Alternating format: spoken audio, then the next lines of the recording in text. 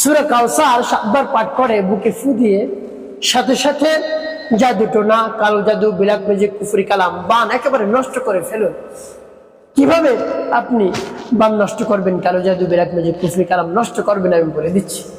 হতে পারে আপনি অনেক জাদুর মধ্যে আক্রান্ত হয়ে পড়েছেন, কিন্তু আপনার জানা নেই। কালো জাদু, ব্ল্যাক ম্যাজিক, কুফরি কালামের মধ্যে আক্রান্ত হয়ে পড়েছেন, আপনি বুঝতেও পারছেন না। প্রিয় ভাই বোনেরা, এই কালো জাদু, ব্ল্যাক ম্যাজিক, কুফরি কালাম একেবারে সহজ, বেশি কঠিন না। অনেক সময় দেখবেন পুতুলের মধ্যে আলপিণ্ড করা থাকে, মাথার মধ্যে আলপিণ্ড করা থাকে, পুতুলের হাতে পায়ে, যার নাম নিয়ে এভাবে জাদু করবে সে একেবারে শেষ হয়ে যাবে, একেবারে নিস্তেজ হয়ে পড়বে সে। তারপরে অনেক সময় দেখবেন লেবুর মধ্যে আলপিণ্ড করা থাকে, হ্যাঁ, লেবুর মাথায়, নিচে, তারপরে দুই পাশে এভাবে আলপিণ্ড করা থাকে বা সুদু করে থাকে, যার জন্য এভাবে জাদুটোনা, কালো জাদু করে সে একেবারে শেষ হয়ে যায়। এই জন্য পরামর্শ থাকবে, কাউকে ক্ষতি করার জন্য জাদুটোনা করবেন, তাহলে আপনিও ক্ষতিগ্রস্তের মধ্যে পড়ে যাবেন। তার কারণ আপনার সাথে দ্বন্দ্ব থাকতে পারে, কারো শত্রুতা থাকতে পারে, আপনি কাউকে পছন্দ না করতে পারেন, এই জন্য তাকে ঘায়েল করার জন্য, শেষ করার জন্য জাদুটোনা কখনো আপনি করবেন না। আপনি যাকে শেষ করতে চাইবেন সে যদি যেরকম শেষ হয়ে যাবে, আপনিও এর চেয়ে বেশি মারাত্মকভাবে শেষ হয়ে যাবেন। এই জন্য কখনো প্রতিহিংসাবশত আপনি জাদুটোনা করবেন না।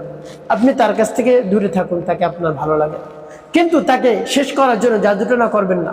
আপনি মনে করছেন আমি তাকে শেষ করে দিব, তাহলে শেষ না, কোনোভাবেই তাকে শেষ করতে পারবেন না, আপনিও শেষ হয়ে যাবেন। তাই আপনি যদি জাদুটোনার মধ্যে আক্রান্ত থাকেন, তাহলে সূরা কাউসার পাঠ করে বুকে ফু দিন, দেখবেন জাদুটোনা, কালো জাদু, ব্ল্যাক ম্যাজিক সাথে সাথে নষ্ট হয়ে যাবে। প্রিয় ভাই বোনেরা, বলতে পারেন হুজুর কোন লক্ষণ দেখে বুঝবো জাদু আক্রান্ত হয়ে পড়েছে? আপনি যদি দেখেন আপনি কঠিন রোগে আক্রান্ত হয়ে পড়েছেন, কঠিন রোগ, এমন রোগ কেউ ধরতে পারে না, অনেক ঔষধ সেবন করছেন তাতেও কাজ হয় না, ঔষধ ঘুরিয়ে ফিরে খাচ্ছেন, ডাক্তার ঘুরিয়ে ফিরে দেখাচ্ছেন, কোনোভাবেই আপনার রোগ ভালো হয় না, সুস্থ হচ্ছেন না। পরিবারের মানুষগুলো অস্থির হয়ে পড়ছে যে কি করবো, টাকা পয়সা খরচ করতে করতে একেবারে অস্থির হয়ে পড়ছে, একেবারে দিশেহারা হয়ে পড়ছে যে কি করব, কোনো কিছু করার নেই। প্রিয় ভাই বোনেরা, যখন দেখবেন কিছু করার নেই, আমলটি চালু করে দেবেন, আমলটি শুরু করে দেবেন।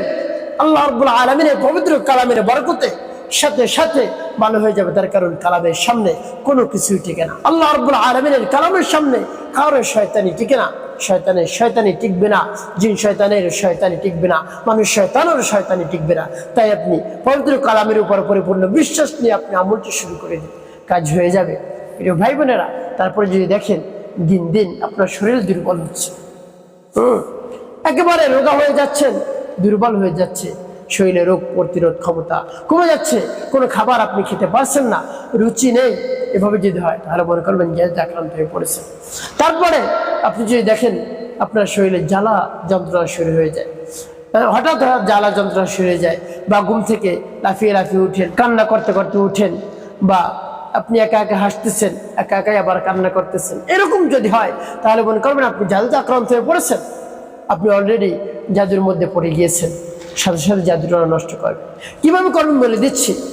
এভাবে এই লক্ষণগুলো দেখলেই শুরুতেই আপনি উত্তম রূপে পবিত্রতা অর্জন করবেন। উত্তম পোশাক পরিধান করে নির্জন একটি জায়গায় বসে দাঁড়িয়ে করতে পারেন, তবে নির্জন জায়গায় বসে করাই ভালো, তার কারণ সেই জায়গায় আপনার একাগ্রতা আসবে, মন স্থির হবে। তো আমলের শুরুতেই আপনার খেয়ালে রাখবেন কোন উদ্দেশ্যের জন্য আপনি আমলটি করতেছেন, খেয়ালে এনে এরপরে শুরু করে দিবেন। সর্বপ্রথম জীবনের গুনাহের কথা স্মরণ করে ক্ষমা প্রার্থনা করবেন, আস্তাগফিরুল্লাহ আস্তাগফিরুল্লাহ আস্তাগফিরুল্লাহ, বা পূর্ণ ইস্তেগফারটি আপনি পাঠ করতে পারেন, আস্তাগফিরুল্লাহ রাব্বি মিন কুল্লি যামবি ওয়া আতুবু ইলাইহি লা হাওলা ওয়া লা কুওয়াতা ইল্লা বিল্লাহিল আলিয়্যিল আযীম। এবং 3 বার ইস্তেগফার পাঠ করার পরে তারপরে 3 বার দুরূদ শরীফ সাল্লাল্লাহু আলাইহি সাল্লাম সাল্লাল্লাহু আলাইহি সাল্লাম সাল্লাল্লাহু আলাইহি সাল্লাম সাল্লাল্লাহু আলাইহি সাল্লাম। প্রিয় ভাই বোনেরা, আপনার হাতে যদি সময় একেবারে কম থাকে, এমতো অবস্থায় আপনি এই সূরা কাউসার দিয়ে এভাবে আমলটি করতে পারেন। পরিপূর্ণ বিশ্বাস এবং আস্থা নিয়ে দেখবেন তাতেও কাজ হয়ে যাবে। একেবারে সংক্ষেপে আপনি আমলটি করতে পারবেন। প্রিয় ভাই বোনেরা, যখন ইস্তেগফার দুরূদ শরীফ পাঠ করা হয়ে যাবে, এরপরে সূরা কাউসার পাঠ করবেন। যখন পাঠ করবেন আল্লাহ রাব্বুল আলামিনকে মনে মনে বলবেন, হে আল্লাহ, আপনি আমার সমস্যা সমাধান করে দিন। এই সমস্যার মধ্যে আপনি ভুগতেছি, কি সমস্যা আমার রয়েছে সেটা আপনি তো ভালো জানেন।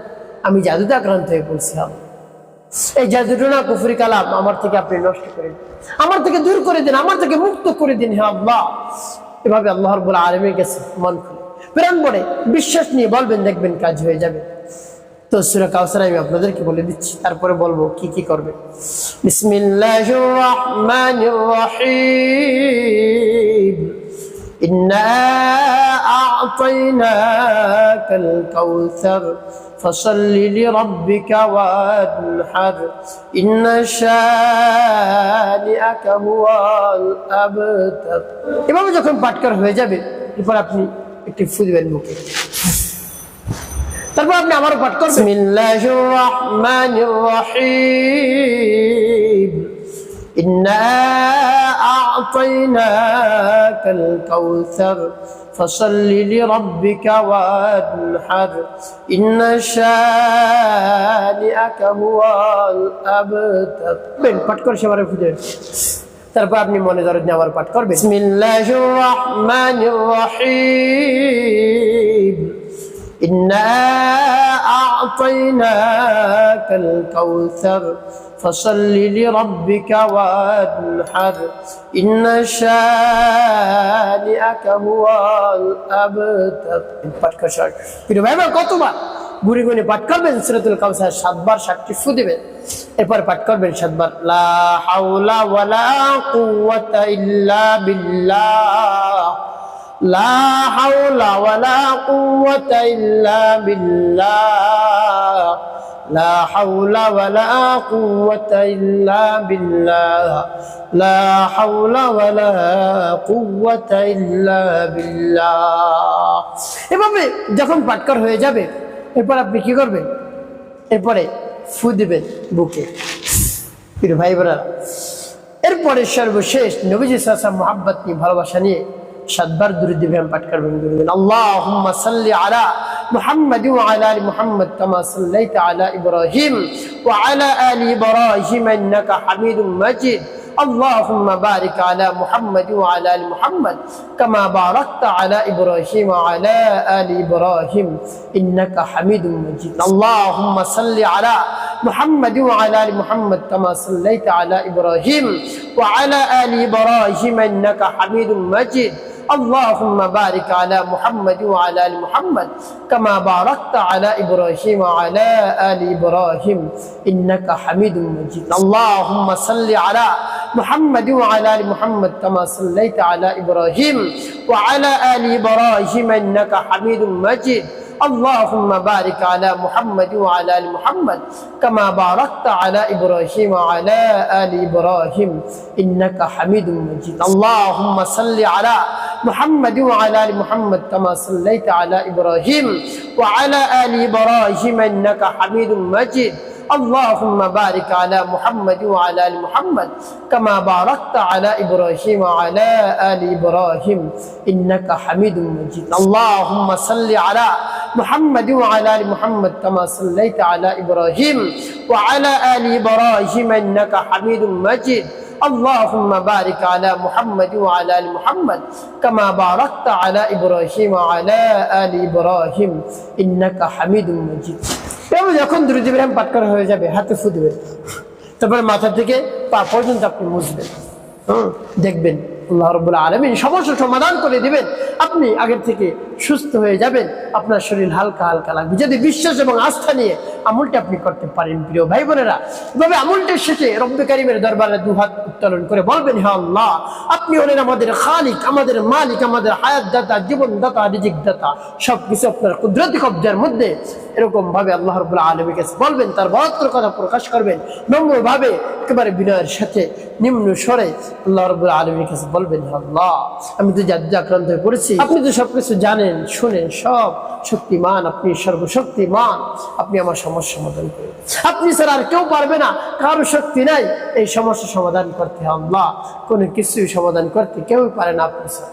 ভাবে আল্লাহ রাব্বুল আলামিনের প্রশংসা করে, তার কাছে অনুনয় বিনয় করে, আকুতি মিনতি করে, চোখের 2-1 ফোঁটা পানি ফেলে রব্বে কারীমের কাছে বলবেন, দেখবেন সাথে সাথে কবুল হয়ে যাবে। আপনার সমস্যা আল্লাহ রাব্বুল আলামিন দূর করে দিবেন। প্রিয় ভাই বোনেরা, বিশ্বাস নিয়ে আমলটি করুন, উপকৃত হতে পারবেন। একটি কাজ আপনার করতে হবে, মিথ্যা কথা বলা যাবে না, 5 ওয়াক্ত নামাজ আদায় করতে হবে, মানুষের কল্যাণে খেদমতে কাজ করবেন। আপনার জীবন সুখময় হবে, শান্তিপূর্ণ হবে ইনশাআল্লাহ।